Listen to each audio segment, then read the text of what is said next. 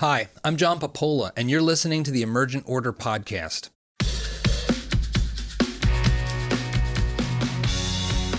On this episode of the podcast, I share a conversation with Dylan Evans. Dylan is a philosopher, a roboticist, and an expert in artificial intelligence who went on a truly remarkable journey of both self-discovery and a sort of grappling with the big questions of our future as a civilization. And he chronicled it in a book called The Utopia Experiment, which we spend our conversation talking through and diving into some of the philosophical points that make the book so important and interesting, especially in these times we're living in now, amid ongoing epidemic and civil unrest. And the future of civilization feels perhaps more uncertain than it has at any point in the past several decades. Dylan is an incredible thinker, and his book is a project that I hope will bring you a lot of insight about how to think about the world and whether you should be a doomer or a boomer. And you'll hear more about that as we have our conversation.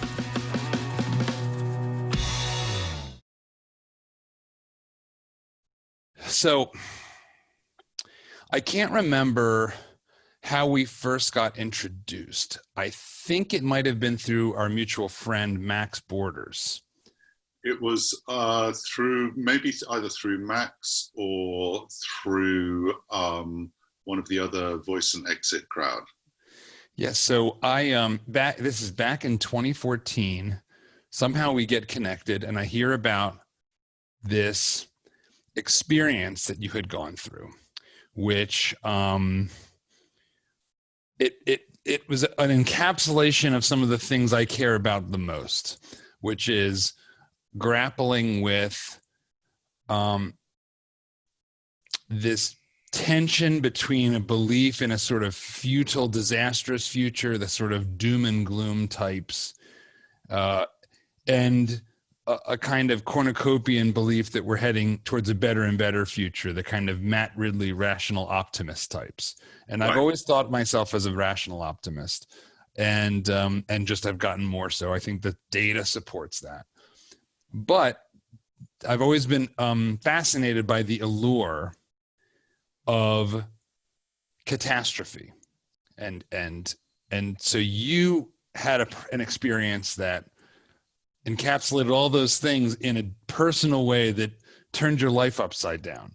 So just paint the picture for me of the start of the journey.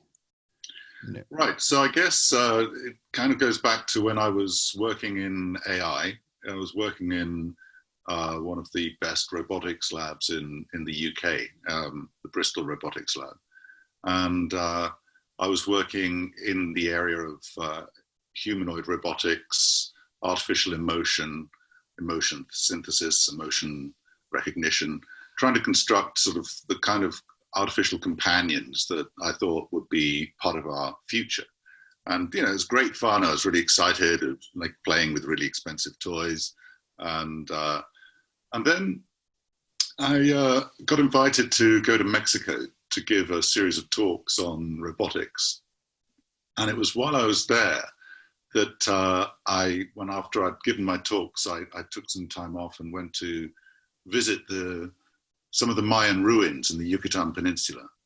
And while I was there, I began to think about how this civilization, the Mayan civilization, had collapsed and wondered why. And it was a very haunting experience to go to these essentially these cities that had fallen into had been abandoned and been overgrown by the jungle, and wonder, where had all these people gone? What were they thinking? Did they know that the civilization was going to collapse when they were reaping their harvests and celebrating their festivals? If someone had told them, hey, in a few years' time, your whole civilization is going to collapse, what would they have said? They would have probably laughed in their faces. And I was thinking, well, and that's what probably most people would do today if they were told something like that. So what makes our situation any different from theirs? If their civilization could collapse, could ours collapse too? And And I began thinking also about the role, well, what are we doing constructing these machines, these robots that I was when I was visiting one of these Mayan ruins, this woman came up to me and asked me what I was doing here and where I was from, and she was a local Mayan woman who was just selling some very sort of small pieces of embroidery, and I told her I was working in robotics and I was trying to build robots that could talk to people and empathize, and she was like, "What are you doing that for?" We have people, we have friends and family. What do we need? What do we need this? Right. And I was kind of struggling to explain it to her, and I kind of began to think, well, it doesn't, there are a lot of other sort of really important things to solve first, maybe before we solve this problem. And can we solve our problems of loneliness and problems of looking after elderly people? That was one of the reasons I was building these robots, was to perhaps make carers and companions for elderly people. And when I tried to explain this to this indigenous Mayan woman, she was like, "This is crazy. Why can't people just talk to each other? Why do they need machines to talk to?"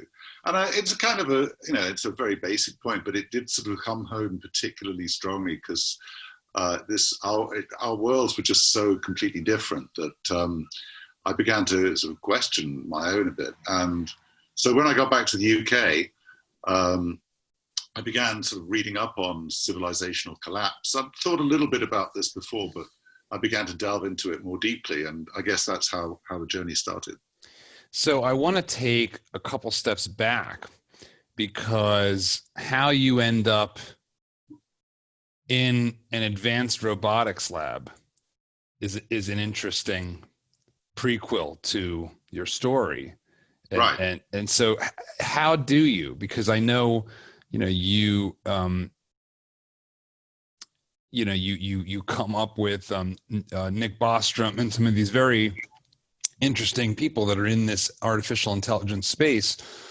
And, it's June 2020, so AI is on everybody's lips, but when what you're describing was happening in, was it 2005 or 2006? So this is right. 15 years ago, you're trying to make emotive machine. So how did you come to be in that position in the first place? Like, what was your path to that? Well, I did a PhD in philosophy at the LSE, and that's where I met Nick Bostrom, because we were both in the same program together, and we were both really excited by artificial intelligence and the power of technology to change us for the better and give us a much more abundant future. And I was kind of more or less on the same page, and I believed that sort of more getting into transhumanism, thinking about how in the future we could have a sort of radical abundance given to us by technology. And I was writing my PhD about emotions and getting very interested in robotics. And then it was really kind of through going along to a lot of robotics conferences and writing about it from a more philosophical point of view, but then thinking, I want to get my hands dirty. I don't want to just write about the philosophy of AI anymore. I want to actually build robots. And so did you start with like Lego Mindstorms? Like, did you have, I know Chris Anderson, for example, who has a 3D robotics company, former Wired magazine editor, he actually started down the robotics path with Lego Mindstorm and his kids. Did you have something that was exactly the same? Yeah, absolutely. I did exactly the same. So I bought some Lego Mindstorms. I started playing around with that, programming that, and then learning different programming languages. And on the basis of that, I was able to switch from I did my first postdoc in philosophy at King's College in London, and I managed to switch to a robotics postdoc in a mechanical engineering department in the University of Bath.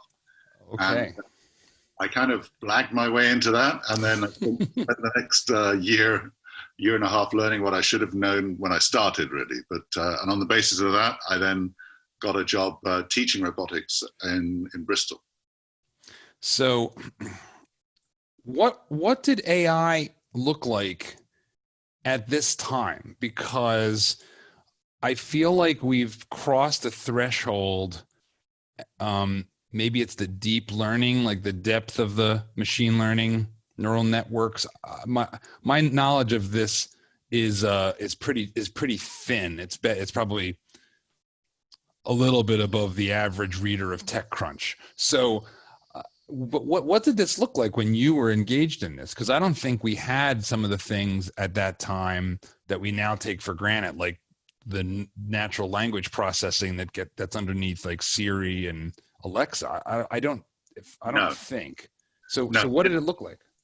Well, we didn't have the deep learning going on either. I mean, at that time, there was really a kind of battle going on still, and you can still see it today between the symbolic, kind of more logic-based approaches and the neural network type approaches. But the neural net approaches it was still a time when they were thinking it could go either way, and the great achievements of deep learning hadn't really come around. So there were a lot of people doing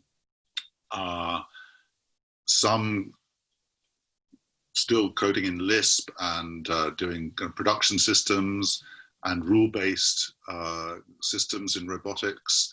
So and I think the biggest thing though was that a lot of the hardware wasn't there. So a lot of the great developments in robotics over the previous 10, 15 years have come about because of the better hardware we've got, the miniaturization, the better motors, better batteries, better sensors.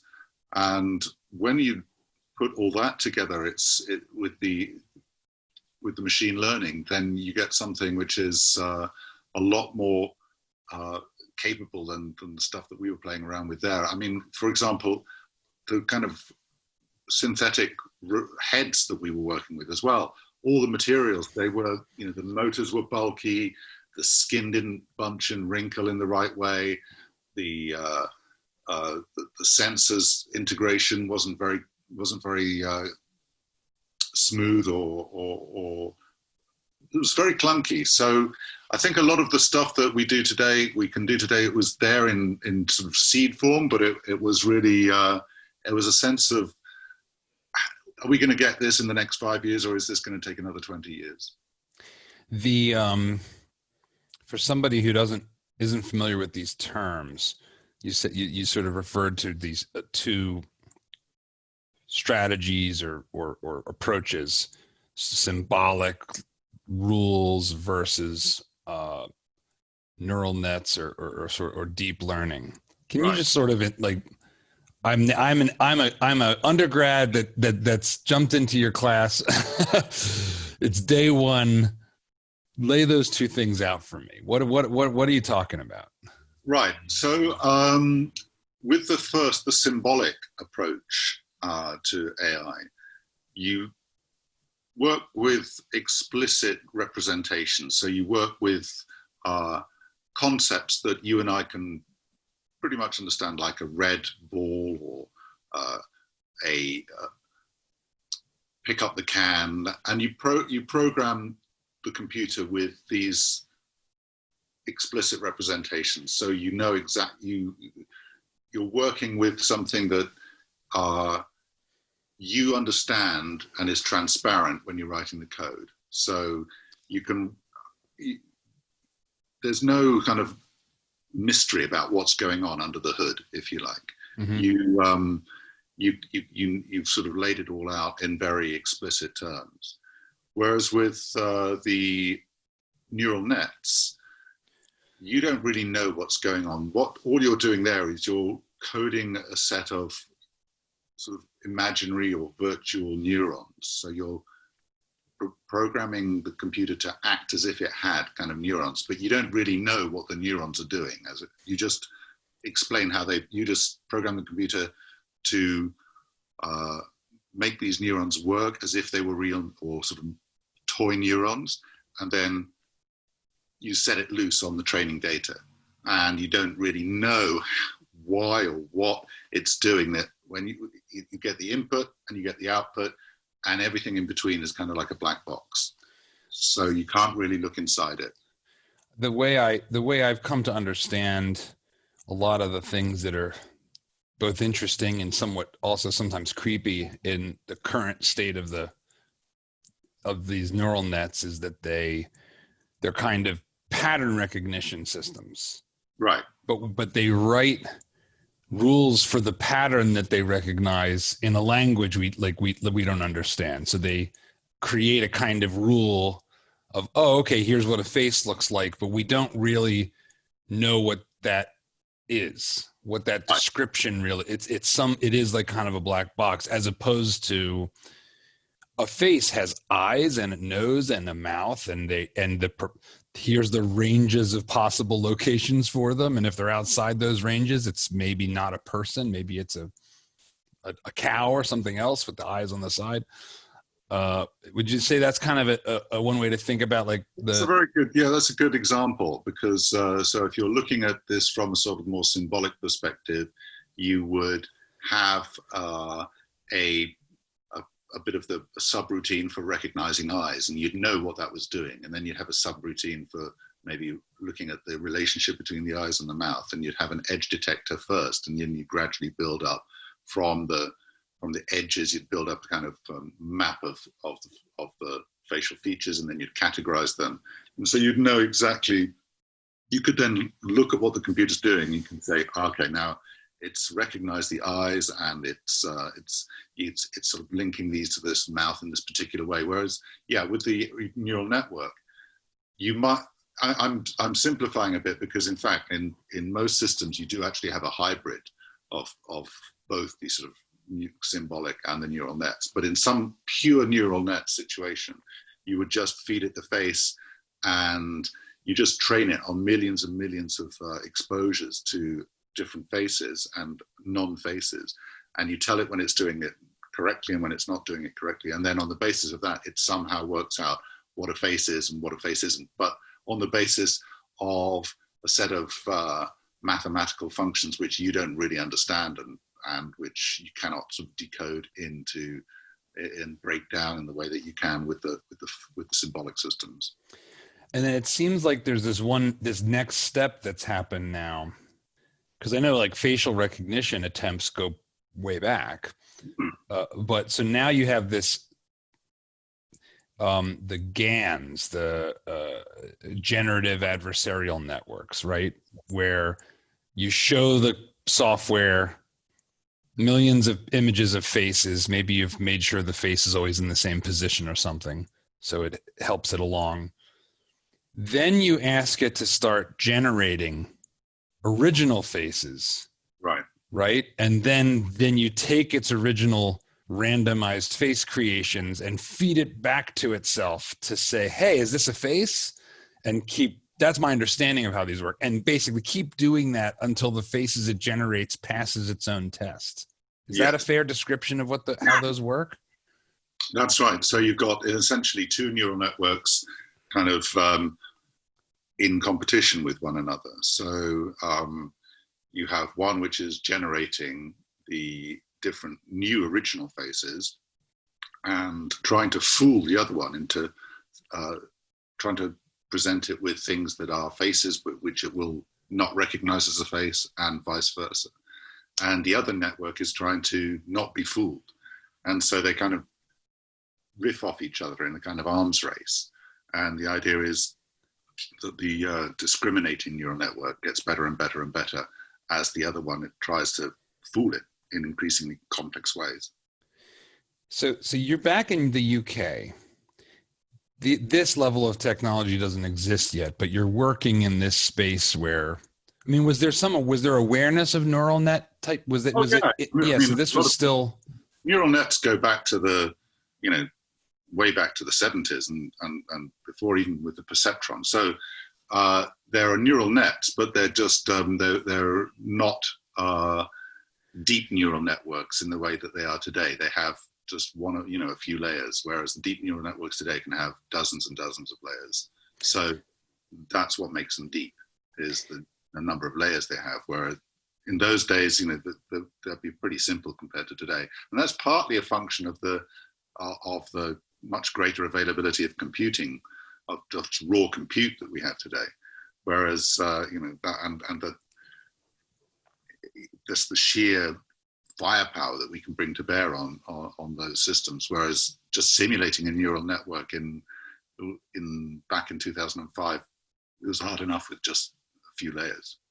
So, you come across the Unabomber Manifesto. Right. And in reading your book, it was somewhat shocking to learn that a lot of people in this AI space at one point or another come across this thing. And for the average person, the Unabomber is just some wacky terrorist that was living in the woods. Right. So I actually didn't even realize before I read your book that he was a mathematician. So tell me about the origins of coming in contact with this document from the Unabomber, and what's that all about, and how did that have an impact on you as you're thinking about catastrophe? So it was actually when I went to, we were talking about Nick Bostrom earlier. So Nick had joined Oxford University around 2004. And he had just set up the Future of Humanity Institute and looking at global catastrophic risks. So I kind of said to Nick, I think, no, maybe it was 2005. I can't remember exactly when I went to visit him, but I went up to see him in Oxford, and we had dinner together. And I think it was maybe after I'd just got back from Mexico, and I was thinking about the collapse of civilizations. And he said to me, "Have you read the Unabomber Manifesto?" And I'd never even heard of the Unabomber, I think. And I was like, "No, why do you recommend? What's it all about?" And he said, "Check it out when you." So check it out. You won't be put on a government list for doing that. So I did check it out, and I was pretty. I thought at the beginning of it, it's some pretty wacky bits in it, but then when he gets into talking about AI, there are some very smart and very very apposite concerns that he has about the increasing dependence of humans on machines. And and interestingly enough, it kind of ties into evolutionary psychology in a number of ways. So in the sense that he talks about how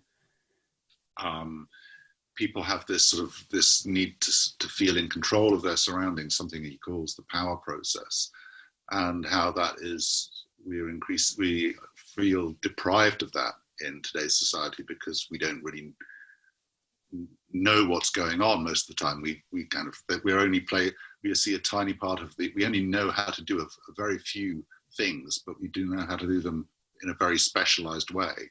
And we get, and I guess this kind of also relates to sort of Marxist ideas about being alienation from, the process of production.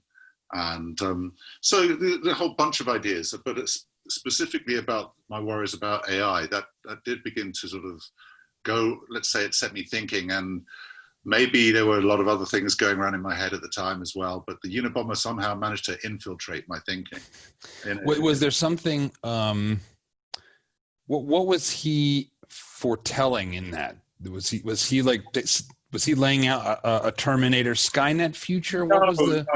I think that's what he sees is humans. It's a bit more like what happens in Wall-E, where humans become increasingly dependent on technology to the point that they become incapable of living without machines, and become increasingly sort of flabby, and not just physically, but intellectually and maybe morally as well.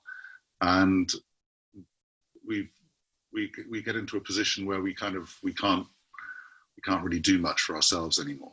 Now, you could say that this has been going on really since the dawn of time in terms of technology. So it's perhaps nothing special about modern technology in that sense.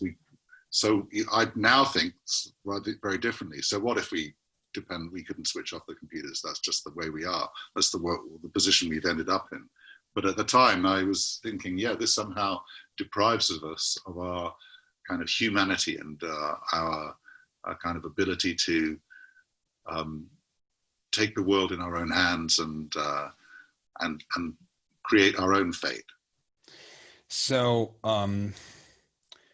in your book, you say that, I think at that time you had exited a relationship. So what was your life just at the personal level like at this moment where you've returned to England and now you're reading this apocalyptic tome and it's starting to shift your lens of your thinking?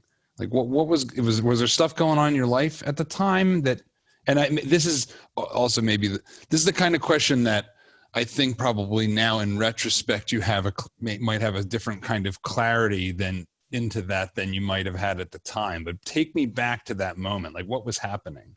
Yeah. So at the time, I, on the surface, I had a pretty good life. I had a great job working in this robotics lab.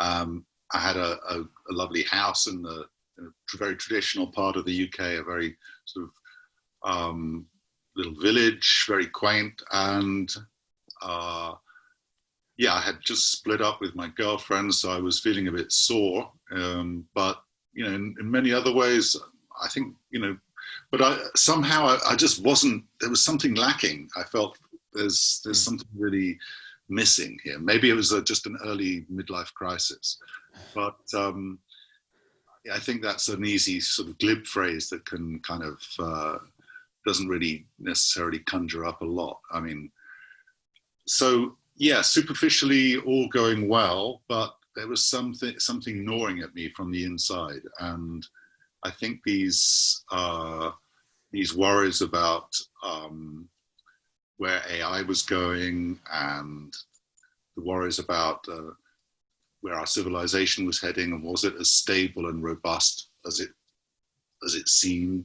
and was our civilization even maybe a good thing, or was it actually taking us in a direction we didn't want to go? And so there were questions that started sort of buzzing around my mind that maybe meant that I was becoming also disenchanted with the robotics that I'd sort of got into. I think I'm trying to, I might miss his name because there's a couple Grays in my head right now, but is it John Gray who's the writer that sort of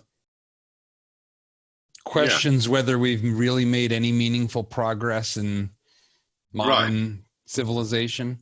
Yes, I think John Gray is one of the most well-known kind of exponents of that point of view. Were you reading him at the time too, or like how many inputs were feeding into this new processing you were going through?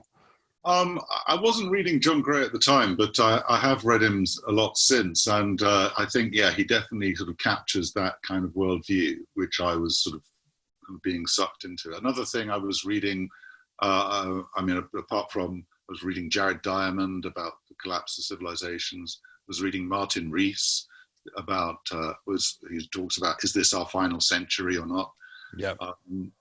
And I was reading James Lovelock and The Revenge of Gaia, and there was a whole series of kind of apocalyptic tomes that were coming out at the time by well-respected scientists. And so I'd always regarded this kind of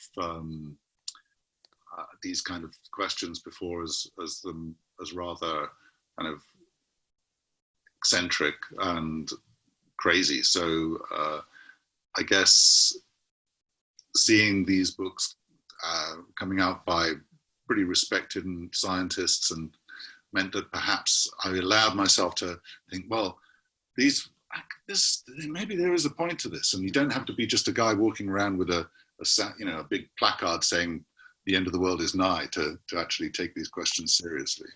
I mean, you can get on Johnny Carson a whole heck of a lot back in the day if you claim that the world's going to be coming to an end, as Paul Ehrlich demonstrated.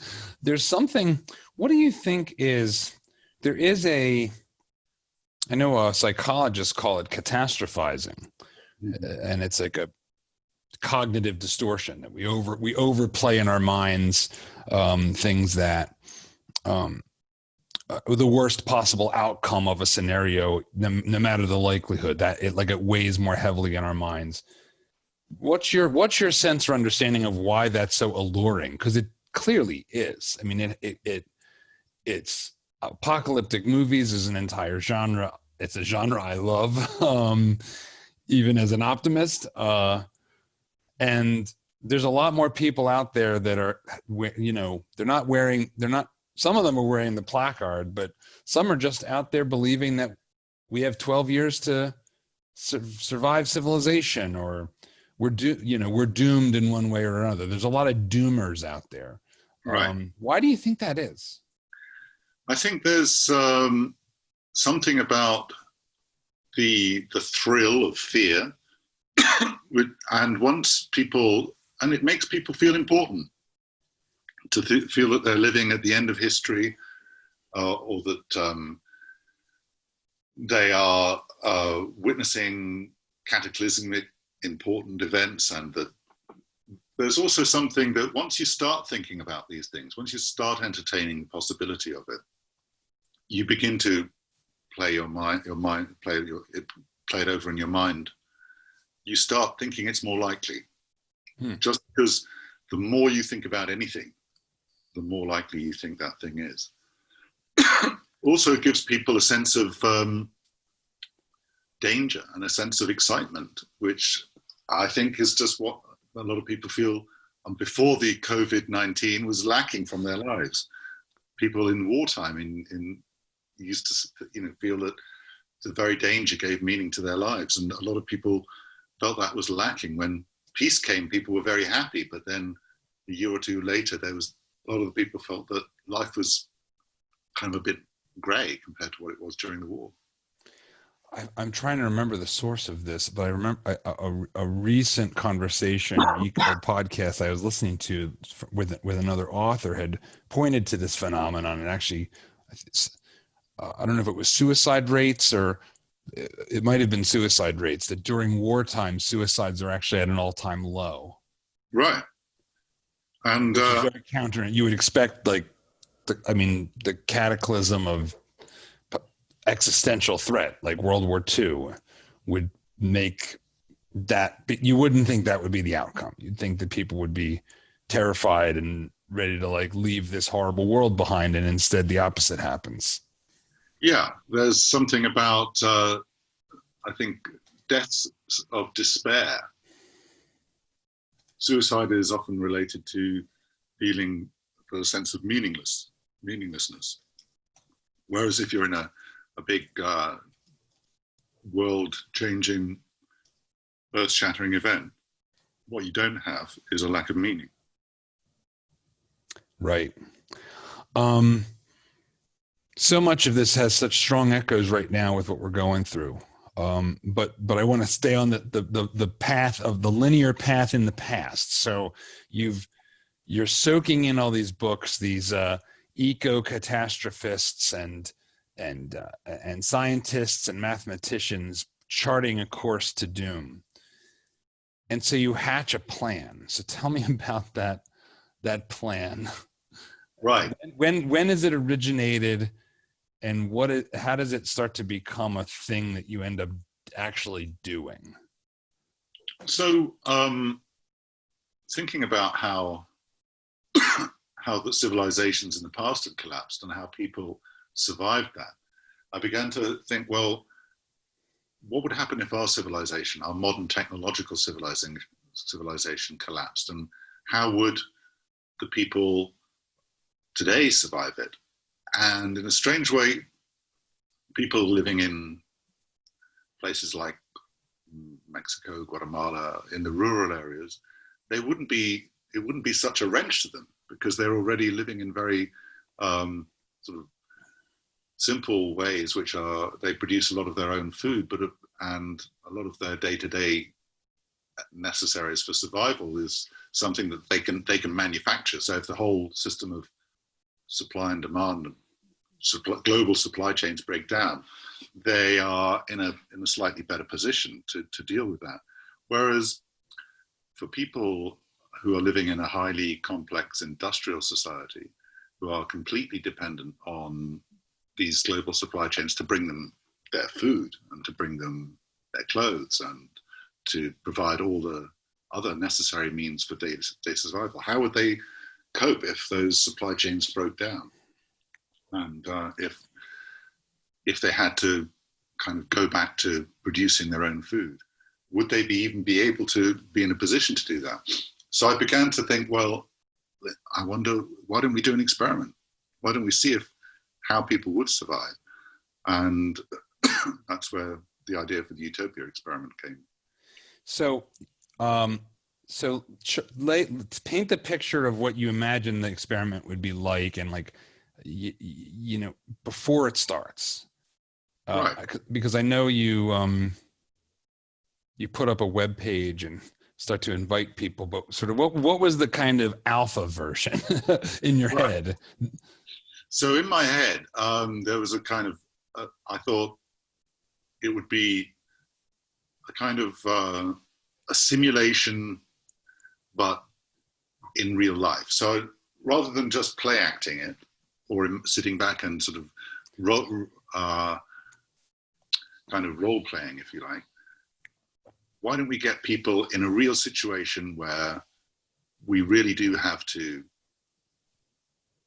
grow our own food and imagine that we're a bunch of survivors, have a scenario that tells us how we got here, and within the parameters of that scenario, act it out in real life, in a real setting where we are far away from civilization, where we imagine a group of survivors has come together, and where we have to build our own accommodation and from scratch survive. So in my mind, what I saw was, an experiment. We decided, I didn't know exactly where it would be at first, but we decided to do it in Scotland eventually, because that would be somewhere which was far enough away from the sort of main centres of civilization in the UK for it to be plausible that people could manage to, if some people had got there quickly, they would be able to kind of get something going before, and far away enough so that very few sort of survivors would sort of manage to reach them. And that it would be a very challenging, but perhaps kind of a very good and kind of healthy way to live in the end. Like many people have thought before, like the American transcendentalists in the 19th century, like so many other, like the hippies of the 1960s, so many other people have had this sort of, this view of let's kind of return to a sort of more natural way of living.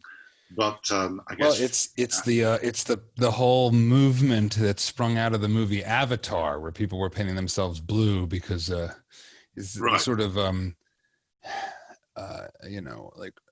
what's the term? Romantic. This like romantic Rousseau. Yeah. Man in nature, noble savage, or so all these things we have in our culture that point us towards this. Even the end of WALL-E, it's like they come back down to earth and they start to like live in small farming communities again, and that's the restoration of humanity. Right. So I guess there's I've always sort of been rather skeptical of that point of view, but I was thinking, well, what's the alternative? If we seem to be kind of faced with this really stark choice, either that we kind of go, in a sense, further and further down the technological road where we get more and more dependent on technology and we kind of get alienated from ourselves, or we are kind of forced back to this sort of more primitive way of life by the collapse of technology. And would there be any upside in that? If there was, would it be possible to construct something else that was worth living for in the kind of ashes of civilization?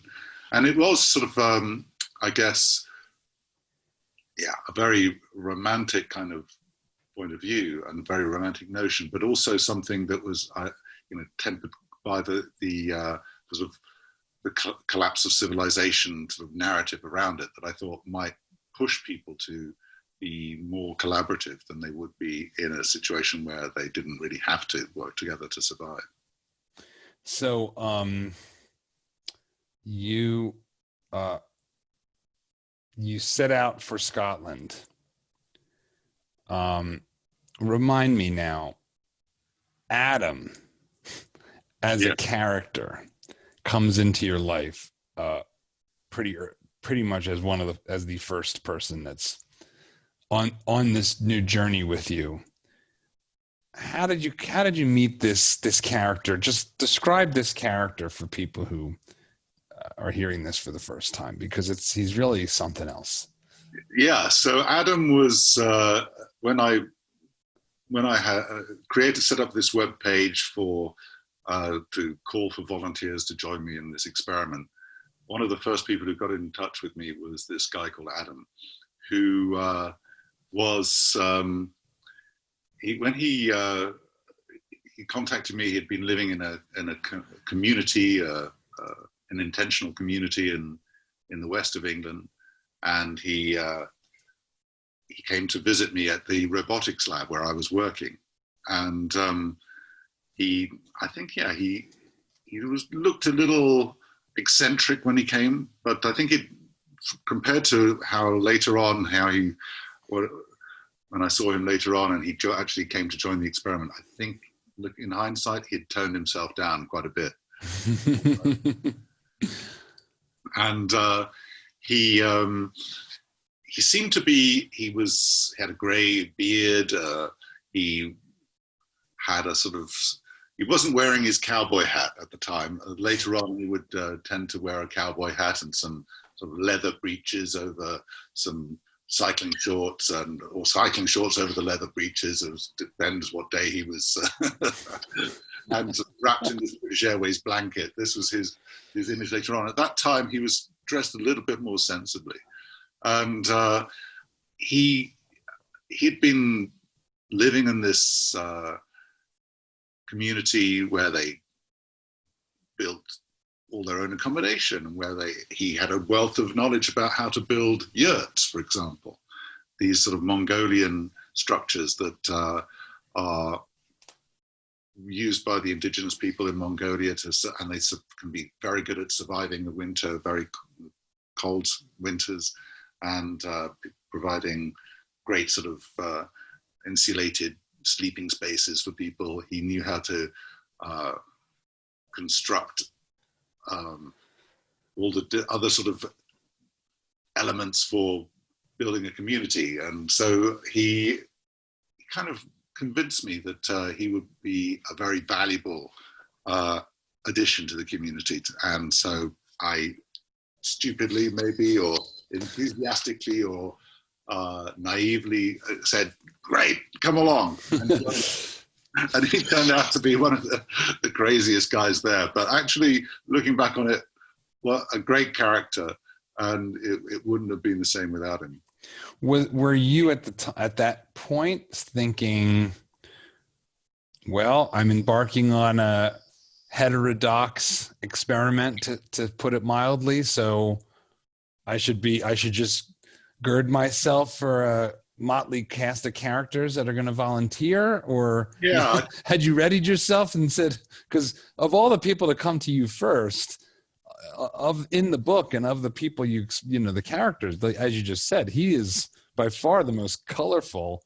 Right. I would, I could see a world where your first thought is, oh gosh, if this is the starting point, how much weirder is it going to get? There was that thought definitely ran through my mind, but there was also a sort of counter thought, which was, hey, as you said, I'm doing something completely out of the ordinary here, and I'm challenging so many kind of rules. Would I not be a bit of a hypocrite if I then insisted that everybody who joined had to sort of be a very kind of normal looking person? And so I thought, well, and presumably there wouldn't be, if we were doing this kind of, if this was real and people just managed to get away from civilization and somehow found themselves thrown together with a bunch of strangers, we wouldn't necessarily get to pick and choose which ones we were ending up with. So I thought, let's give it a shot. So at this moment, had you seen the TV show Lost? I'm not sure whether I'd seen Lost or not, but yeah, because I'm not sure when did that come out? I'm trying to remember now. It would have certainly already it would have been late in the season. You know what? Let me just look it up. But obviously, Lost gives you a network TV version of your experiment at some level. Yeah, I mean, I think that this sort of a narrative is something again that sort of comes back and again in our collective imagination. Yeah, it Lost debuted September 22nd. 2004. So actually, you were quite in the TV zeitgeist at that time when you were. I hadn't watched it, but it was probably one of the ideas that maybe it was sort of seeped into my unconscious and was sort of festering away there. So you go into the Scottish Highlands with this bearded, perhaps crazy person, Adam. Tell me about Adam's religion. Yes. Well, I've always been, quite a determined atheist, and so I wanted this. And I've always seen religion as a source of division and divisiveness rather than something that brings people together. Although I think now, it can do both. But Adam had never mentioned anything about any kind of religious beliefs when he first met me. But we hadn't been up in Scotland for very long before he started being a bit more open about his religious beliefs. And he seemed to talk a lot about the Great Spirit. And I was not really sure what he meant by this, but sometimes he would seem to speak of it as if it was some kind of supernatural being. But when I said, "Oh, do you mean like a god or something like that?" and he would say, "No, like just the spirit of working together." So it was kind of very. It was very. It's like the Tao, only it's more like the feeling you get when you pat your buddy on the back, kind of. Then at the moment, then later on, he would talk about the Great Spirit has been speaking to me. So it was back to being a kind of a god again. And so, yeah, he wanted to, we started to think about what the kind of ground rules of this community would be. And he wanted to sort of make the Great Spirit a part of these rules for the community, which really I didn't like at all. So it was our first. I'm not laughing at him, really. I'm laughing at the fact that here you are, a sort of Dawkins-esque atheist, right, and your first compatriot in the post-apocalypse is a new age fluid deist. Right. And I think, but again, that was something else that I thought, if we're going to have to live together in this community with people who have radically different beliefs. So how do we do that? We can't, and how do we evolve a set of rules that enable us to live together in a way that respects each other's beliefs, but doesn't allow anyone to impose their beliefs on the other. So the Great Spirit was a bone of contention in the sense that it can't be part of the rules because some people might not believe in the Great Spirit. But yeah, so that was the Great Spirit always seemed to want to do the things that Adam wanted to do as well. With kind of if there's a problem, we refer it to the Great Spirit, but somehow the Great Spirit always agreed with Adam. So I don't quite. Yeah, that was a funny one. Throughout the experience and throughout the book, Adam makes a series of shrines. Did he ever explain what these shrines were? They always to the Great Spirit? Were they? What were these shrines? Because the shrine creation emerges early, and in some ways it bookends your experience with Adam, doesn't it? Yeah, there were any little bits and pieces of shells, stones, the carcass of an animal. These were kind of things that he would gather together and sort of arrange in a way that sort of had meaning to him, but and were described. And when I would sort of ask him what all this was about, it was always it was a shrine of some kind. So it wasn't clear what it was for, or who it was to, but this was some kind of basic sort of religious thing that he thought there should be some kind of worship at the center of the community. And some of the other volunteers who joined us seemed to think that this was a terrible thing, and others thought that this was a good idea. And so it did very quickly become a kind of, a bone of contention. So how long did you spend just you and Adam before the next participants, the next volunteers via your website started to I guess come to the table? It was about a month maybe before we got our second volunteer, and then a few days, maybe another few days later before a third one, and gradually it started to build up. So we had some time building these first yurts in anticipation of the first of the other volunteers who would arrive. When the total duration of your time on the grounds in the experiment was it's a little hard. It was a little hard for me to track, but how long were you ultimately in it before you left for good from start to finish? Was it 12 months about? It was just over 12 months. It was probably more like 14 months, something like that. And you had set out for it to be an 18-month experiment. That's right, yeah. Originally, we had planned it to be a time-limited experiment, and it was going to be 18 months. So we'd have time to grow some food. It would start off, obviously, we wouldn't be able to start growing our own food straight away, but we'd have enough time to grow some food and go through a couple of seasons.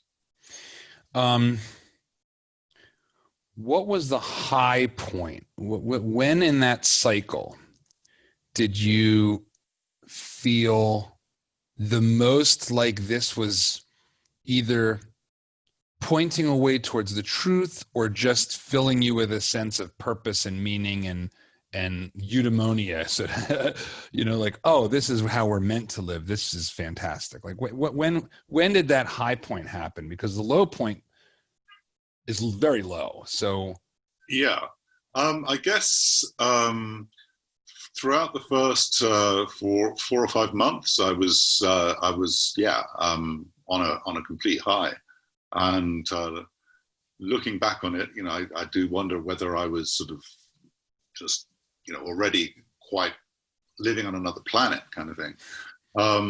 But yeah, for throughout the first 5 months, 6 months, I was, even when the winters were drawing in, to begin with, I was it was great. I was feeling physically very fit because a lot of exercise. I was eating healthily. I was sleeping very well. And just that feeling of being in contact with nature and being away from cars and offices and a built-up environment I felt fantastic. And it felt like, when we would sit around the fire in the evenings and eat our bean stew or whatever we were eating, and chopping the wood, this all felt great. And it felt good to have these the volunteers all sort of working towards some common purpose and just actively exploring the questions that we set out to explore, which is, what is it? How would we survive? What would we miss? What would be the challenges that we would face? How would we deal with the rules that we were supposed to live by? How would we deal with accidents and ill health? And overcoming those challenges and working together to build a community, it was a beautiful thing. So lay out for me the scenario. What was the story of how in this experiment civilization collapsed? Yeah, so there's this book I really enjoyed that I read after we first met, called 1 Second After. It's a trilogy about an EMP attack.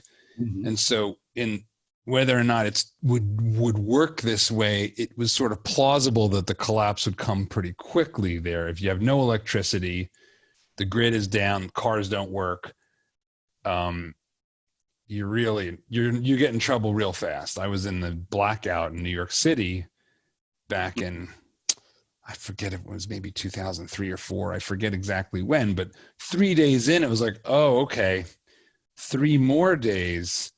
And things get real ugly real fast because all the refrigeration didn't work. So all the food was spoiled. So what was your scenario? How would this have come about in the story you were telling for the experiment? So I played around with a number of ideas, but I thought the most important thing to think about is that there are many failure points in our civilization, and that when civilizations collapse, it's not literally one day, unless it's to the next, unless it is something like an EMP attack or something like that that could cause electricity to suddenly fail, or a coronal mass ejection from the sun, or something like that could fry all the circuitry in that I wasn't thinking, I didn't want it to be sort of something like a freak single event that would trigger because I felt that that kind of places it more in the realm of a kind of, a deus ex machina that comes in and everything, is all because of one particular. We don't need to invoke that kind of disaster for to think that society could collapse or civilization. So I think we could envisage quite a number of different ways that it could go, and accumulation of several things at once. So, for example, just the increasing difficulties of a financial situation, that like a massive recession could start the ball rolling. That could be due to something like a virus like we see today, or it could be just self-generated and endogenous, like the financial crisis of 2007 to 2008. So I envisaged something like that, and then maybe assisted by something that was not a huge global event, like a sudden failure of like a coronal mass ejection from the sun, something like that, or a nuclear attack, but say just several local events, like say an earthquake in Tokyo that could send the insurance markets completely crashing, or another, and then couple that with something like a much bigger sort of hurricane in the US, and it's hitting a particular place where it causes a lot of financial knock-on effects. And then we see maybe the emergence of a virus. So there are a number of sort of small kind of relatively local events that sort of join together to produce a perfect storm, and we gradually see people's livelihoods becoming curtailed by mass unemployment. People start worrying about immigration. There was a lot of fear of people coming in from, at that time there was already the EU was getting very worried about waves of immigration coming in from right. North Africa. And so people have a rhetoric of hate and suspicion that becomes a sort of self-fulfilling prophecy, and it spirals out of control. So for those of you that just started listening, this is not a live news report of current events. This is a hypothetical civilization collapse story being told. I mean, obviously, I reached back out to you in April, for obvious reasons, that having been excited about your book for years and years and years. The sequence of experiences we're having, and this was before the protests, the George Floyd protests in the U.S., which have migrated beyond our shores. There is a plot there. Calamitous collapse has never felt quite as plausible as it does right now. Certainly not in my lifetime. And yet, I think that, there is the part that I find curious about that, the story, the slow motion breakdown story, as a lead into your experiment, is why didn't you think there would be a lot more people that would infiltrate this, or like the kind of remote small band that you had set up? Were you thinking that this would be sort of a couple waves later, where other like something like famine or some other, like, how would that have? There is like a leap in the story, and in both your telling now and in the book, that I was curious, like, how you bridged, because getting from that kind of like grinding muddle like we're going through now, where it's like, well, now it's 15-20% unemployment, and now there's civil unrest, and maybe there's a civil war, but did you feel like that, like the kind of remote escape would happen in that scenario, or would it sort of come later? So what I thought was that there would be some people who would say, look, this is time to start getting out now. And so Gotcha. Some people would sort of see the writing on the wall. They would head out, and they would start to, and people would kind of laugh at them, like, they would laugh at sort of Noah building his ark, that kind of thing. And then there would be another, maybe even just, you don't need another, you need a series. When does civilization, what is it that makes civilization collapse? Which event is it that determines that? In retrospect, it could look like everything started with say that first virus, let's say, that escapes, and but then people are like, okay, but it doesn't cause the whole civilization to collapse. It causes people to take a lot of precautions against civilization collapse, like making sure there are lockdowns so that people don't get infected, and then that leads to mass unemployment, and then that leads to people becoming,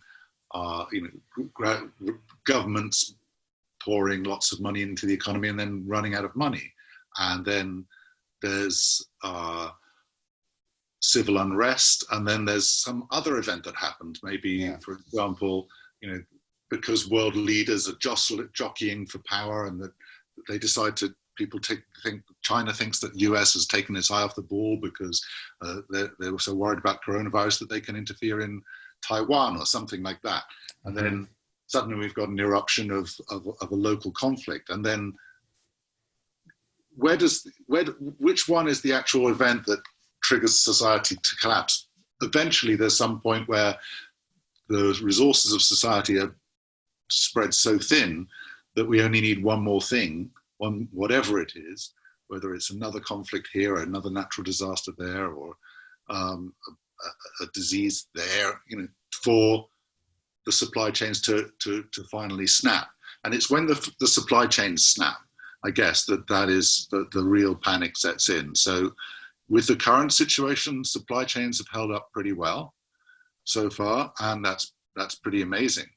But there are still potential ways in which they could break. So because people are not able to work in the fields to get that because they're under lockdown, they're not able to harvest the food, and that food sort of will just rot in the ground.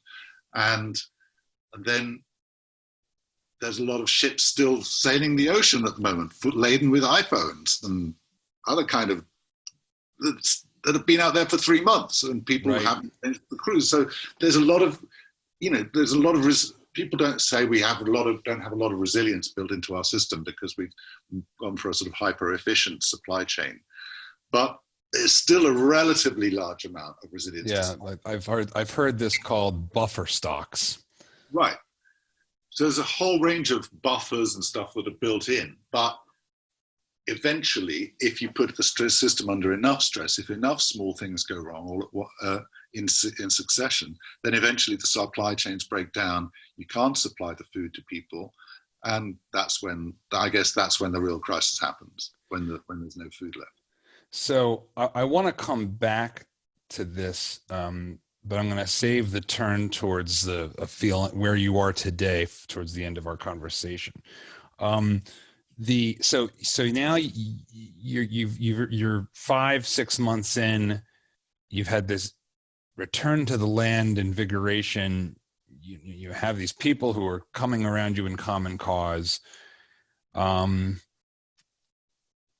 Where does the turn start? Because the book opens with you in a mental institution. So we know right from the outset that you're going to go to a very dark place where you end up sort of committing yourself, but being committed. Where, looking back, did the turn start to happen, or was that too? I mean, it plays out quite gradually, but also the way you've written the book is somewhat nonlinear at different moments, and so sometimes it's we're as I read through it, you're both having an experience in real time on the ground in the telling, but then we're hearing you explain sort of where you were and where you felt like you were going to go. So like, where does it actually start to say, this is feeling wrong, I'm feeling lost? Well, again, I mean, the sort of parallels between my ideas of how society would break down and how I ended up experiencing my own breakdown are, I think they're not coincidental. And I think looking back on it, the whole idea of the reason why I became so obsessed with civilization breaking down and the end of civilization was because of thoughts about my own potential breakdown, my own mortality. And so there's this, I think, to go back to your earlier question, that's another reason why people do, I think, a sort of deeper reason why people get obsessed about the end of the world is because it's a kind of way of not thinking about your own mortality. It's a displacement. I can project that onto the end. I don't have to deal with thinking about my own death if I'm sort of preoccupied with thinking about the end of the world. It's a way of kind of deferring those kind of existential questions about yourself. So to go back to your question though about so my breakdown was also a kind of a gradual thing. I remember it being a little bit more sort of sudden than it really was, because in my mind, I was fine one day, and then the next day, around sort of in sort of, I think, early spring of 2007, I began to wake up in the morning thinking, what the hell have I done? Where the hell am I? And this is like the song from Talking Heads. This is not my beautiful house.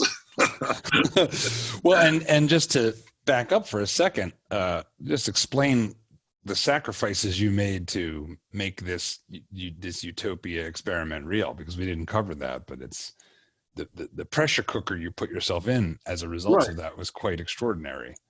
Yeah, so I'd sold my house. I had given up my job, my career as a robotics scientist, and had just kind of thrown everything kind of up in the air, if you like, just thrown all my toys out of the pram. And so I had just radically sort of messed up, I guess, the whole structure in which I was living. And I kind of wanted to do that, because otherwise I didn't think that this was going to be real. I wanted to be without a safety net. If I could say, oh, I'm doing this experiment, but I can just, if I want to, I can just call it all off and just retreat to my nice house. But I didn't want to be in that situation. So I had kind of deliberately sort of burned the bridge after you crossed it. Every single bridge that I had.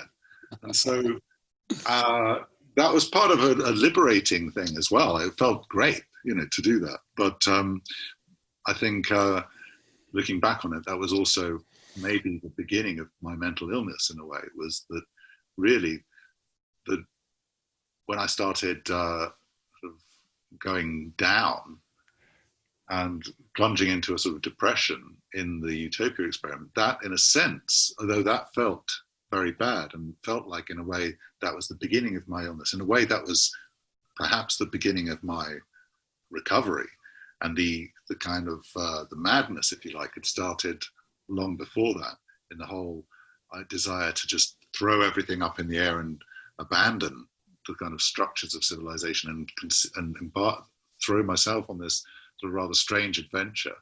That was sort of almost what the real madness was.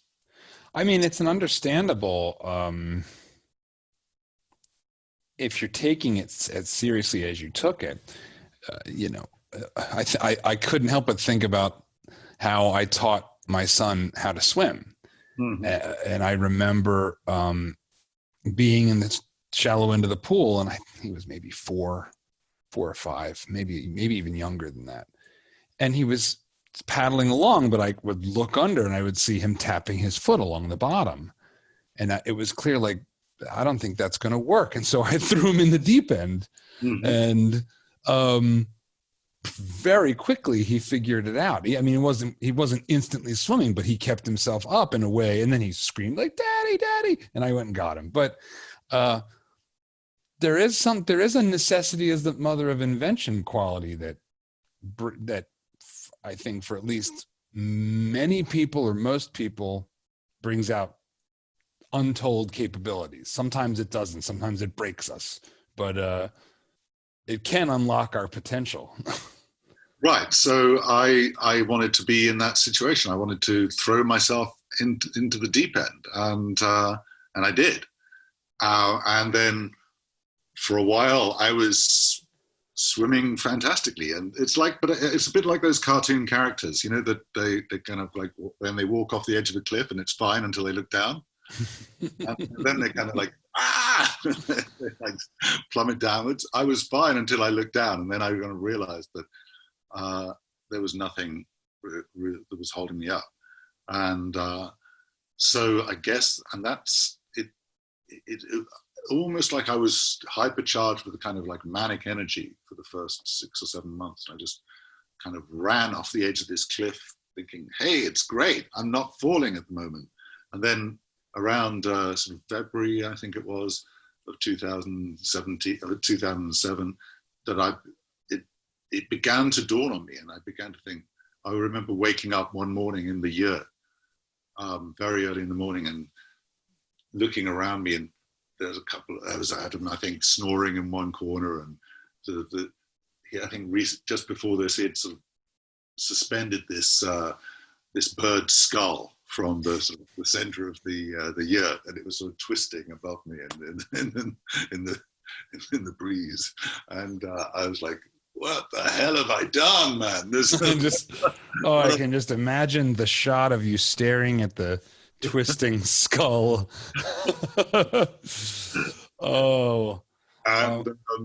So yeah, I began to think that this was, I began to experience my own kind of collapse and my own sort of end of the world, if you like.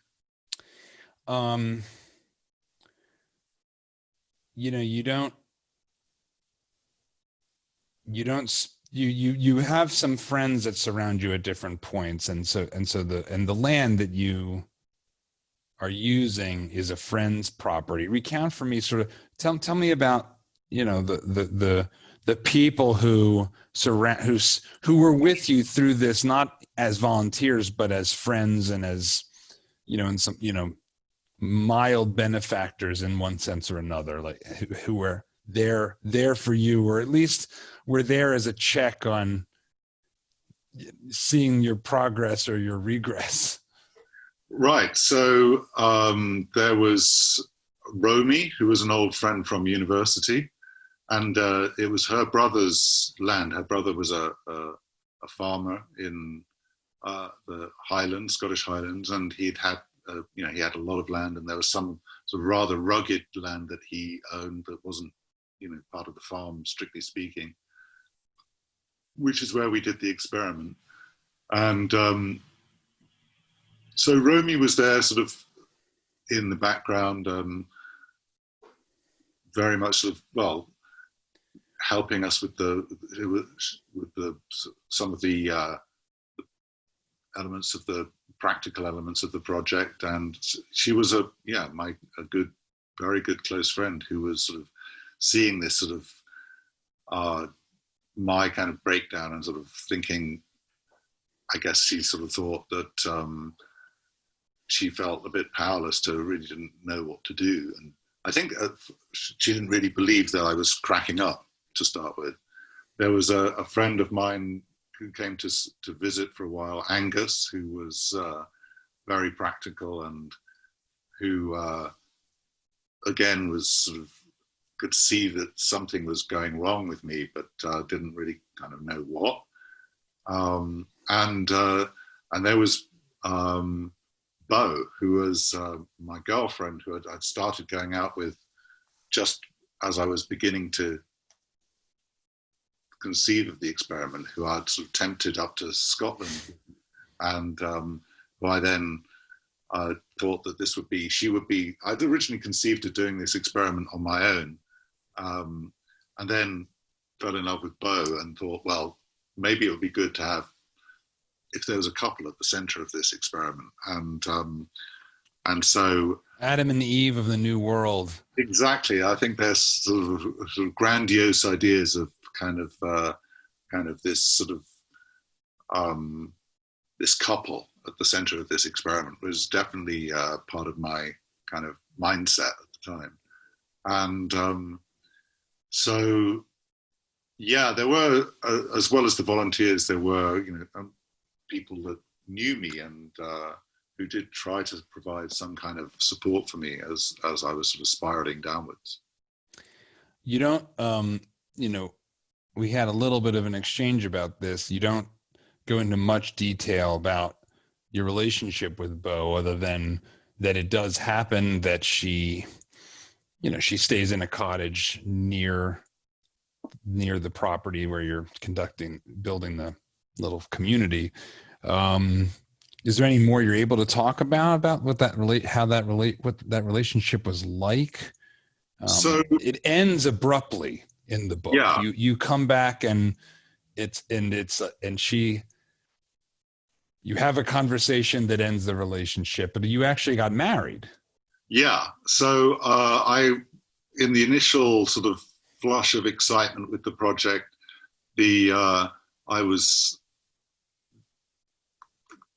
thought that I was desperately in love, and I thought this would be wonderful if we could be together in this romantic surroundings and this idyll. And so we actually got married in the property itself and on the land, because there was a guy I knew in Scotland who was able to conduct that ceremony, and legally. And so yeah, there's things I can't really talk about, I don't want to breach sort of privacy and confidentiality, and but I think when I started to fall apart, she was kind of, could see I was kind of going crazy, and that obviously she put her in a terrible situation, because then she was like, well, what if you were mad? Does that mean that our whole relationship was based on your kind of madness? And so there was a whole kind of, it was, people sort of tried to say at the beginning, Dylan, you can either do one thing or another. You can do this experiment, or you can have this relationship, but you can't do both. But I thought at that time, yes, of course I can. I can do absolutely anything. And so, yeah, I was, it was, I think in the end, I was trying to juggle so many different balls that it was, in the end, I just dropped everything, and nothing really sort of made sense to me anymore.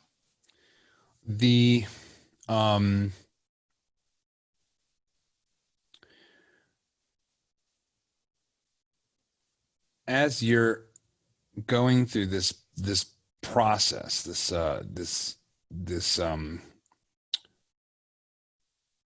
breakdown, but also just the overall experience, you write about how you're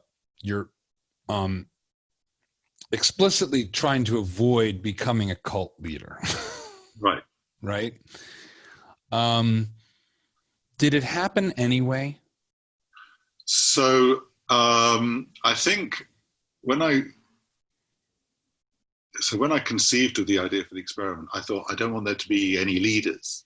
I want this to be a sort of egalitarian society. But, this was very naive, because it was an experiment that I started and was funding, and was where I had played a very kind of special role. And to try and say there's no kind of leader there is I think disingenuous on my part, because I was off just by the very nature of the fact that I'd created this whole project. I had a special role, but I kind of didn't want to step into the sort of that role, I guess, and become the sort of a guru or anything. But maybe at some part of myself I did. Maybe sort of deep down there was some kind of desperate sort of desire to do that. And I think that wasn't, not acknowledging that was perhaps, I was kind of in denial.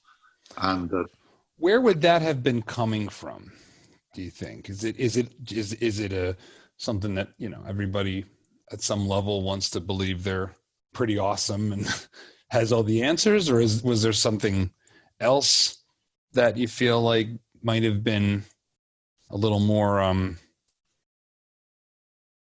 some other psychological sort of source for that latent desire, if it was there?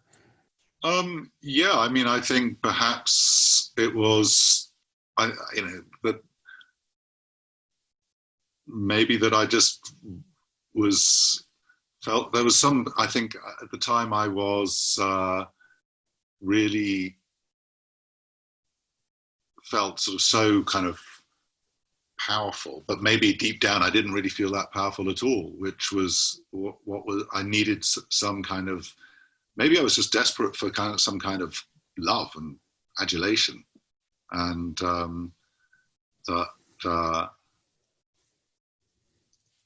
I felt that was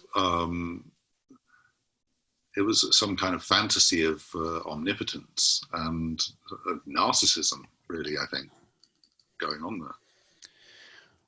You know, how much do you think that might have been, you're getting close to playing God with these robots, right? Mm-hmm. You know, did that have, how much have you thought about the way in which that doing that work in that way may have set the stage for a kind of what you're describing, this sort of you know, messianic kind of mentality, even if it was latent, even if you were consciously trying to reject that, but at some level. At some level, yeah, I think it was. I think that when I was sort of doing all the experiments with robots in the lab, like, so we used to do a lot of work with, back in Bristol, a lot of work with collective robotics, and we just put these robots into different situations and see what happened, and see what kind of order, spontaneous order, would emerge from a collective of these robots. I think that, in a sense, that what I was doing was, with the Utopia experiment, was probably something very, very similar in a way. Like, let's try and see what happens if we put people into this into this situation. What kind of emergent order, what order will emerge there? And it, you know, it was kind of playing with people's lives, and not really, you know, I mean, I was putting myself in that situation as well. So I wasn't sort of, you know, dispassionately sitting outside it and observing from a distance. But I think that there was something definitely of that kind of, I mean, of just almost, recklessly just putting, you know, people in a very difficult situation, and well, inviting them. They did come of their own accord, right? They did, yes, but so I wouldn't be too hard on yourself. Well, no, but I guess looking back on it afterwards, I do think that I think I have been quite sort of critical of and wondering about what my sort of motivations were, and they maybe did have to do with that sense of, back in, I could do it with robots. Would it work with people, kind of thing? And would people just spontaneously kind of create their own kind of useful and beneficial order? I met Stephen Wolfram once, several years ago, through a friend that you would get along famously with, John Keel, who actually, have you met John Keel? He was at the first Voice and Exit, is why I ask. And he's really into emergence, and he's a music producer. But I got, so I met with Wolfram via John, and so it was a friendly meeting, and we ended up talking for about an hour. And he laid out his case for the world being deterministic. Right. And I've encountered this from time to time. And, the argument, as I understand it, is, you're talking about this sort of set of simple robots. Mm-hmm. It's like this game. It's like the game of life, right? So there's this game called the game of life, that where Well, I mean, you know about this probably far better than I do. I mean, tell me about, like, how does this mirror the kind of game of life? Like, um, I don't know what you'd call the game of life. Actually, it's not the game of life, the board game. It's not the game of life in the meta sense. It's a very specific thing. Yeah, it's a cellular automaton. So it's a very kind of simple world, grid world, where there are cells can be either on or off, and the way that one state transitions to another is guided by very few simple rules. But out of these very simple rules, this amazingly complex order emerges when you set the system running, even with some very simple initial conditions. So that's exactly the kind of thing that was going through my head, you know, with would we get this emergent order spontaneously coming about when we put people together, and just as we see that happening in the game of life, or in the case of the robots, a collective or swarm robotics kind of approach. Are you a determinist? Yeah, I believe that the universe is deterministic. Yeah. So lay this out for me, because I find it. This is an area of thinking that I have not explored, and I think it's one of these things that's like it's so deeply challenging to everything you think about as a person, but. We've never talked about this before, so it's incredibly fascinating. So what does it mean? What does that mean that the world's deterministic? It means that that there's it means that there's a set of rules that if you knew everything about the universe at one point in time, and then you could tell exactly what would happen next at the next point in time, and nothing would be a surprise. That's the way Laplace formulates it in his sort of famous definition when he talks about sort of a God's point of view, in a sense, where nothing would be hidden from that kind of intelligence. I mean, there's a lot of problems with that way of formulating things, but it essentially means that science has got is really, if you had a complete science, then you would be able to, in principle, figure out what was going to happen next. Of course, you can't, because you never get all the measurements right, and you get but even with quantum mechanics thrown in, and some randomness, that doesn't give you free will either. So there might be some indeterministic things going on at the quantum level, but essentially that doesn't really change things in terms of free will. And so, you kind of got around there sideways, but part of the world, the universe being deterministic, is that there is no such thing as free will, right? Right. Well, no. Or what does that mean? Because there's that's not actually. There's two views on this. So philosophers have there are philosophers who think that if the universe is deterministic, then there can't be any such thing as free will. And there are most philosophers who think about this now, describe themselves as compatibilists. So they would say that the idea that the universe is deterministic is actually completely compatible with the idea that we have free will. And there's no contradiction between the two things. Part of it has to do with the fact that the universe is so complex, and we're so complex that we sort of co-evolve with the universe, if you like. And that part of it also has to do with the idea of the kind of classical notion of free will that many people have, sort of without really reflecting on what it means, might be actually incoherent. And that the idea that, rather than saying, well, how could we have free will, you say, well, what kind of free will are you thinking of? Yeah, I was just going to ask, how should in trying to, even in a short conversation, and engage this subject, what definition of free will is the most useful?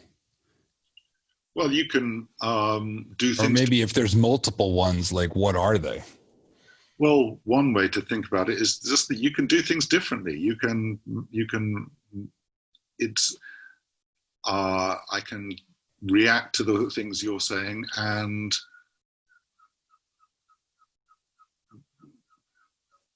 choose different ways of replying, which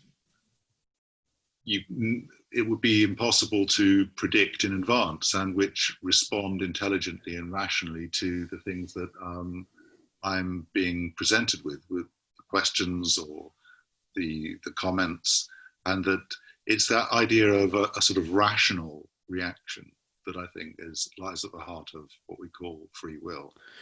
This is why when we go, we tend to say, well, people lose their free will when they're insane because they're not rational anymore. So it's something about an idea of being rational and making choices based on reasons rather than just automatic. What occurs to me in trying to think about this, it's funny because I had recently interviewed a clinical psychologist who I got along really well with for another project, and he after the interview had concluded, we were talking about philosophy, and he dropped this bomb that he was a determinist, that he didn't think that free will was. He actually said that he didn't think that there was free will, that we're kind of on rails, that like that game of life simulation, that they're on the course they're on because cause and effect is the nature of the physical world. And so, you see, I think the game of life is a good illustration of how you can have free will in a deterministic universe. And that's how Daniel Dennett used. It's precisely the game of life that the philosopher Daniel Dennett uses to illustrate that apparent paradox that free will is compatible with a deterministic universe, because the game of life itself, even though it is clearly deterministic, produces such incredible patterns that is very difficult to, not just to predict, but when you zoom out and instead of looking at sort of an 8 by 8 grid, you look at a million by million grid or a 10 billion by 10 billion grid, which is more like what we have in our universe, something beginning to approach the complexity of a small portion of our universe. That you see, you can have these sort of almost like life forms, gliders, and then constellations of gliders, and some bigger and bigger patterns that become so lifelike and so we are a collection of so many billions and billions of atoms. We're like those little, each of those atoms is like a pixel in the game of life. That once you have enough of that complexity, things literally do take on a life of their own. And it's where does that come from? It's the same with many of these sort of it emerges from the sort of interaction of those basic elements. And free will, you can say, emerges from a sufficiently complex pattern of interacting particles. I think that a definition of free will that is maybe a strong form that would push on that, that's compatible with the language we're talking about, is to say that true free will has that you are decisions that have no cause, that you are the originator. Well, again, I think that's not necessarily true. And I'd really recommend Dan Dennett's book on this, Elbow Room, or Freedom Evolves is probably a slightly more up-to-date version of his views on this. Because that idea of something that doesn't have a cause is in itself kind of slightly, perhaps, incoherent. So I think when we unpack the various attempts to say what free will is, we find that most of the standard or unreflexive notions of free will that people have is a set of incoherent ideas, and that's part of the problem, is that we want something. When we say free will, we want free will. We're kind of hankering for something that doesn't exist. It couldn't possibly exist because it's self-contradictory.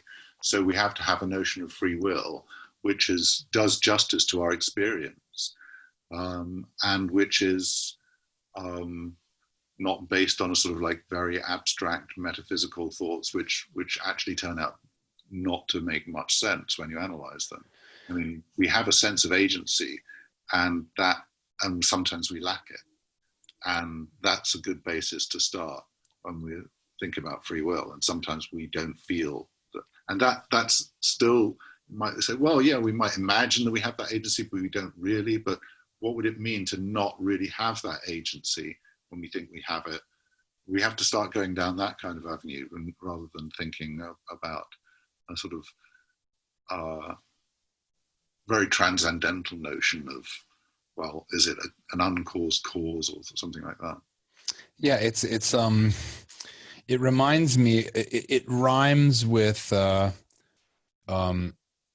the debate, the sort of moral philosophical debate between sort of a natural rights perspective and a utilitarian or consequentialist one. And I remember, I had a conversation with David Thoreau from the Independent Institute, where we geeked out on that subject. But I understand that Henry Hazlitt has a book that actually attempts to say basically these two things they end up wrapping around each other, and the debate's interesting, but also maybe doesn't matter that much. And I get a little bit of the sense of that with this, that you start to boil down and get into almost a semantics conversation. Yeah, I think there is something real about free will, and I think that it's. But I think that people have often approached it in a misleading way, and in the sense that so, for example, and the way they conceive of determinism also is often thought through in a perhaps not a very sophisticated way. The game of life is a perfect sort of tool for exploring those questions, because the idea, the fantasy, for example, of our ideas of determinism are often kind of very based on kind of almost theological ideas, that if we were this omniscient spirit, we would know everything. But if we're materialists and we believe that everything is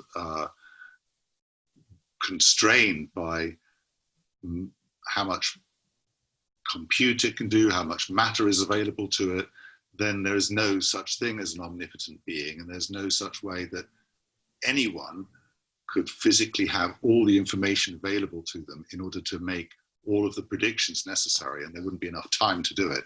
So the kind of notions of determinism and free will that the classical debate is sort of based around, so they both sort of slightly disintegrate, and we have to go back to a slightly more prosaic notions that to do with recognizing that in daily life, there are times where people seem to have more freedom and less freedom in their acting.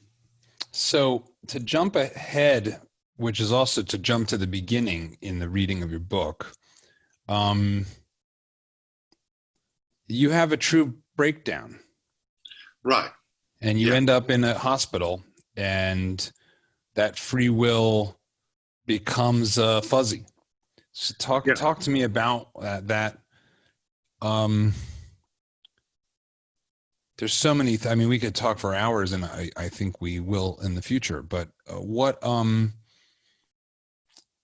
was the most transformative part of that journey? Because you're obviously quite sane now. or I say obviously, but perhaps not so obviously. Who knows? But like, what did going through that place and coming out the other side, like, did it unearth things about even the conversation we were just having about the way you think about reality? Like, what was the most view shifting part of that experience? So I began to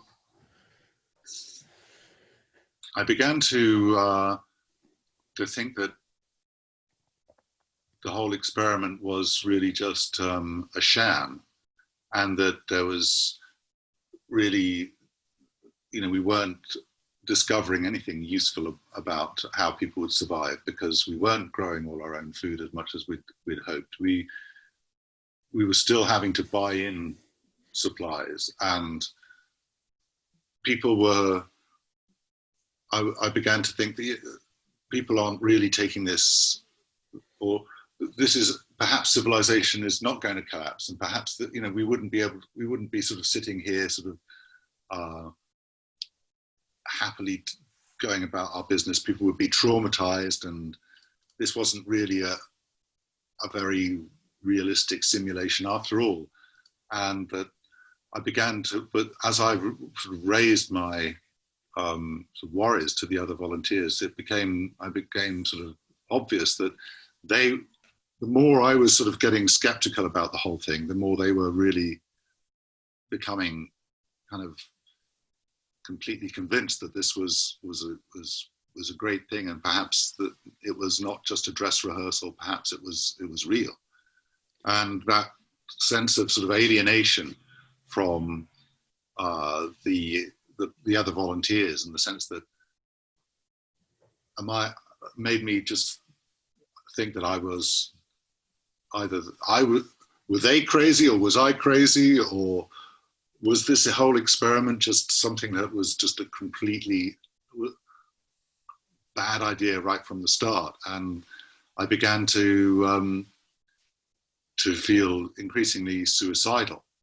So that's when I decided that I should go and speak to a doctor, and then I was referred to a psychiatrist, and when I went to visit the psychiatrist, they decided that I should spend some time in hospital, to cut a long story short. Yeah. You talk about this, there's a book that the doctor, was it a book that the doctor gives you about sort of the sort of like, destructive reconstructive process? Tell me about that, because there was a moment in the telling where you're given something from the doctor that seems to be a key to unlock a door out of the darkness. Yeah, this was a book by a Polish psychiatrist, and he has this idea of positive disintegration.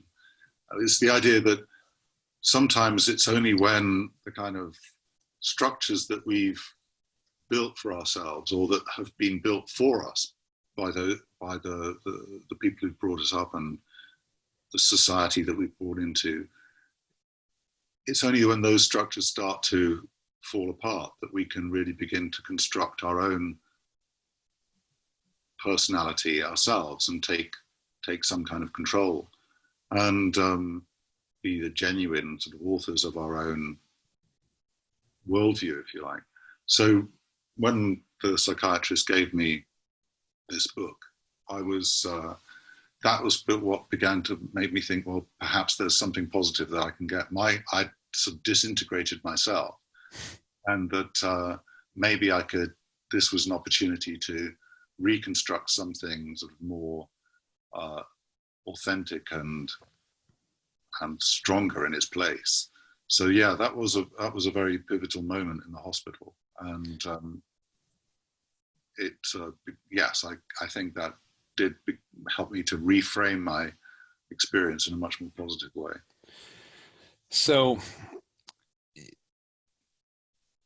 in the time we have left, let's talk about where you come out the other side, and and through to your present view of the potential for a calamitous future. Because in the book, you turn this corner and you go on a U-shaped journey in a lot of ways. And it's a journey that I love, and for the people that have gotten this far, like that, we're hoping to turn into something more and something exciting as a project, as a collaboration. But where are you now? And like, where were you at the end? And are you still there? And what's sort of paint the picture of how you understand the future and the world and human progress and internet connectivity and fragility? Like, right. So, I think what the experiment gave me was a sense that that civilization is, in a sense, very higgledy-piggledy. It's come about through a series of kind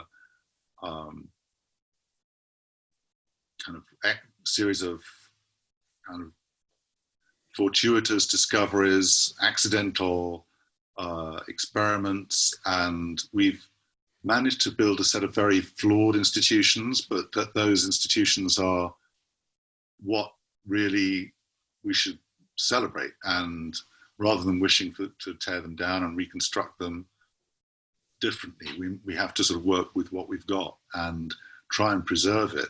Above all, the most important thing is to recognize the kind of wisdom in a lot of our sort of rather sort of strange rules that we've built for ourselves.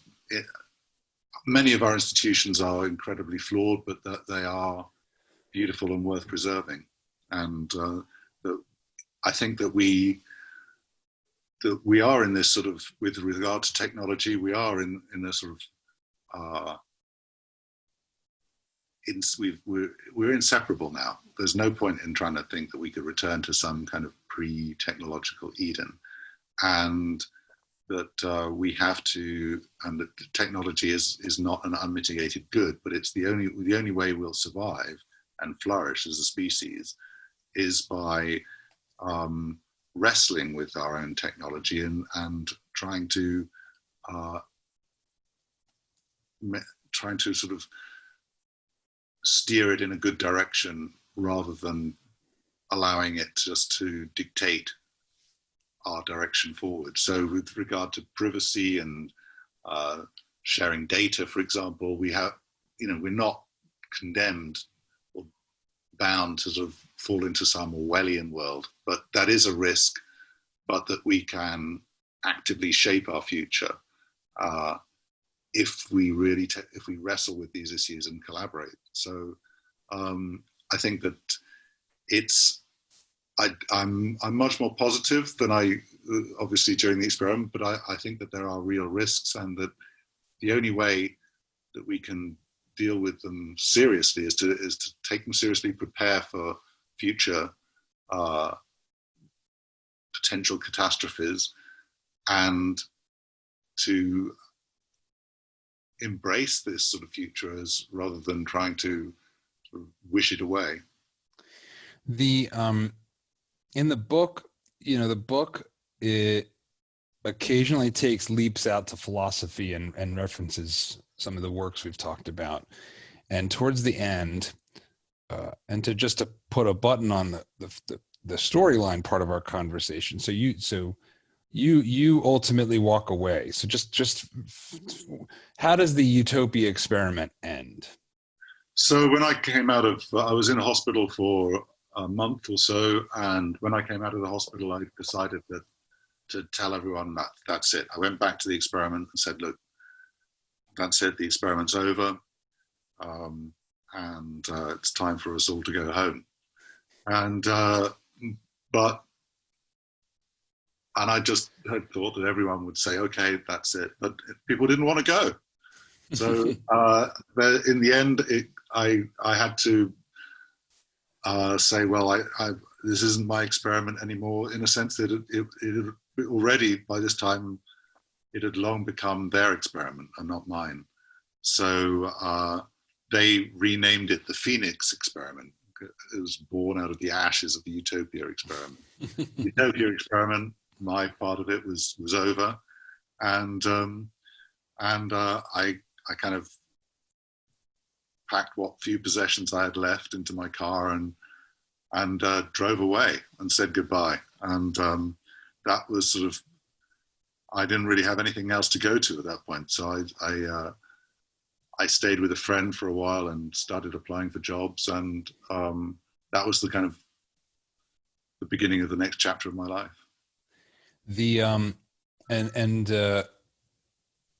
And what are you doing now, Dylan? Just fast forward to the present. Like what's you're obviously not living in a yurt, so you've managed to rebuild a civilized life for yourself. What does that life look like today? So, well, there's been quite a few ups and downs since the Utopia Experiment, but now I'm living in Brighton in the UK, and I've sort of gone back to working at the intersection of computer science and behavioral science, and I'm working in a small startup at the University of Brighton, and it's been. Yeah, I often look around and think, life is a strange sort of beast.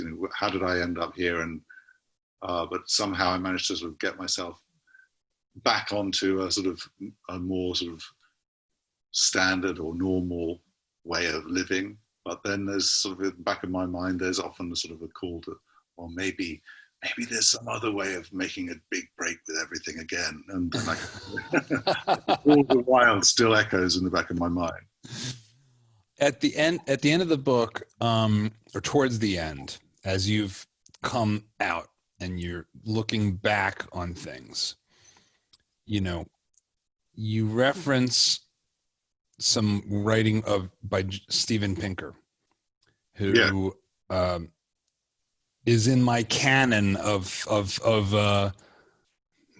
thinkers that I kind of keep on the shelf in my mind and say, okay, well, I know things look bleak, but I've got Enlightenment now and the better angels of our nature and blank slate there waiting for me to draw on how much worse it could be. Talk about the insights that you gleaned from him. Because I think they're insights that for our times right now in June 2020, people need desperately, because I'm here in Texas, and there's talk of relocking down the economy because of rising coronavirus cases, and maybe that's justified, but the costs that bring are quite scary. And so paint that picture. Like he sort of dispels some important myths that really need dispelling, and tell me about that. So I think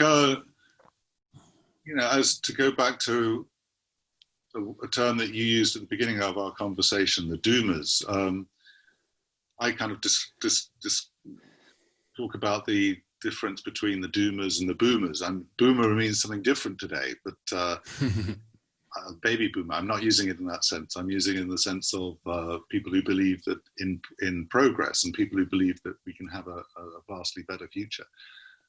The tendency, I think, for many people is always to see that things are getting worse, because that's what we have in the news. The good news stories are the ones that are much more slow, much more gradual changes. But if we look we don't suddenly celebrate today.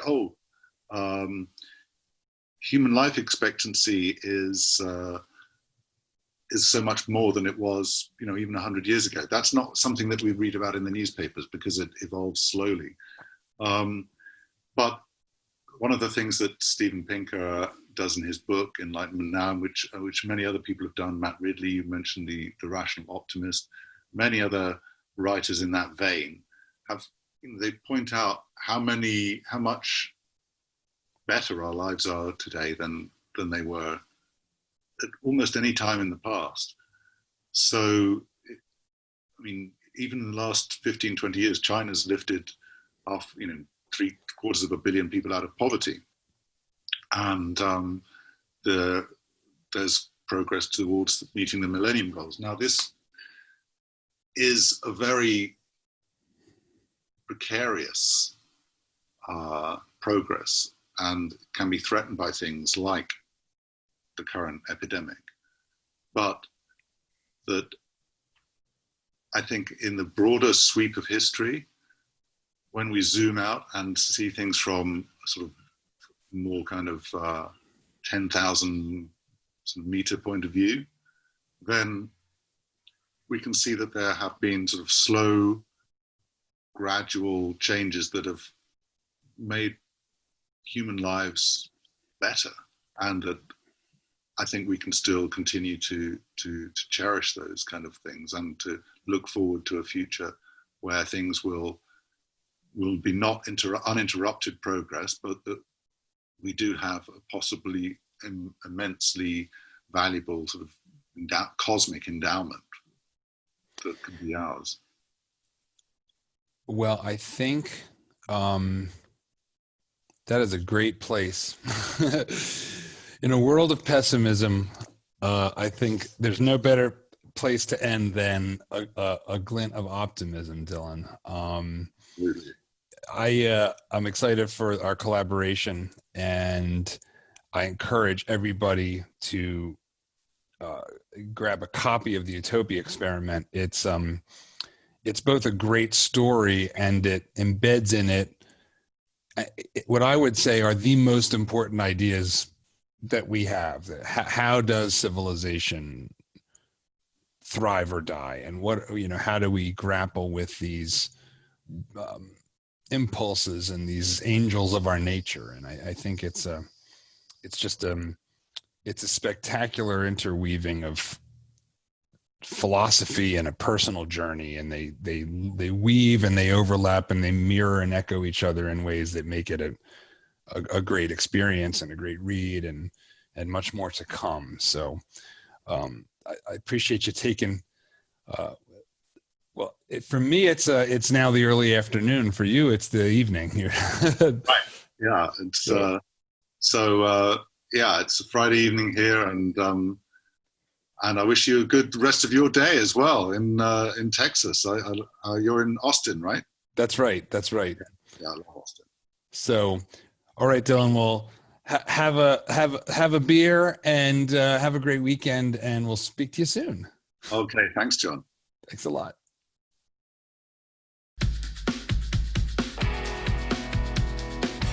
Thanks for listening to the Emergent Order podcast. If you haven't already, be sure to subscribe on iTunes, Spotify, or your favorite podcasting app. If you're interested in being a guest, shoot us an email at podcast@emergentorder.com. Our producer is Jesse Bennett. Thanks again, and speak to you next time.